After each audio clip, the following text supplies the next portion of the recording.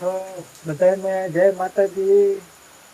તો આજે આપણે બેસી ગયા છે ખાવા. હવે આજ તો ભાઈ 31 તારીખ છે અને વરસાદની ફૂલ આગાહી છે.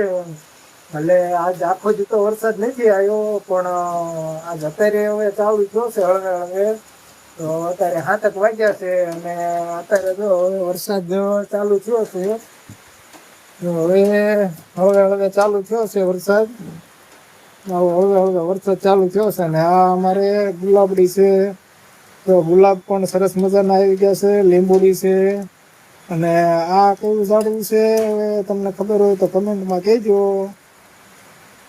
પછી આપણે આજ તો છે ભાઈ પાપડ ઢોસાનો પ્રોગ્રામ. આપણે આજ રજા હતી તો આપણે પાપડ ઢોસાનો પ્રોગ્રામ છે. તો આપણે જો આ પાપડ ઢોસા જયપાલભાઈ ખાવા બેસી ગયા છે. અને અહીંયા પાપડ ઢોસા આવી રીતના થાય છે. તો ધંધો બનાવી નાખ્યો છે.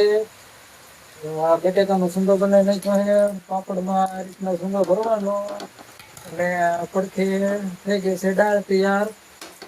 તો આવું છે. જો શું કહીશો, તો આ છે લાકડા ને આવી અમારી આ નાની એવી ઓરડી છે. જો આ ઓરડીમાં અમારે છે ભાઈ પાપડ ઢોસાનો પ્રોગ્રામ. તો આજે 31 તારીખમાં સારો વરસાદનો આગાહી હતી. રજાયું બધી નિશાળમાં હતી, બધી નિશાળમાં રજાયું હતી, પણ આખો દી તો વરસાદ ન આવ્યો અને હવે હળવે હળવે ચાલુ થયો છે. તો જો આવો વરસાદ ભાઈ હવે હળવે હળવે ચાલુ થયો છે. અત્યારે આજ રાતે લગભગ આવશે, કેમ કે વાદળો જેવા થયા છે.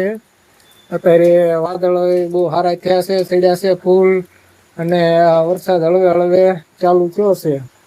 અને આપડા ભાઈ પાપડ ઢોસા જો તમારે ખાવા હોય તો આવો પાપડ ઢોસા. અને આ આપણો નાનો એવો બ્લોગ આપણે અહીંયા પૂરો કરવી છીએ. અને વિડીયો ગમે તો લાઈક શેર ને ફોલો કરવાનું ન ભૂલતા. આ હમણે સાટા અને વરસાદના કારણે ક્યાંય બહાર ફરવા જવાનું નથી, એટલે અમારે ઘણા મંદિરોના દર્શન કરાવડાવવાના છે પણ થયા નથી. એટલે ફોલો કરીને સબસ્ક્રાઈબ કરીને રાખજો, એટલે તમને અવનવા મંદિરોના દર્શન કરાવતા જ રહીશું. તો ચલો મળવી નેક્સ્ટ બ્લોગમાં. બાય.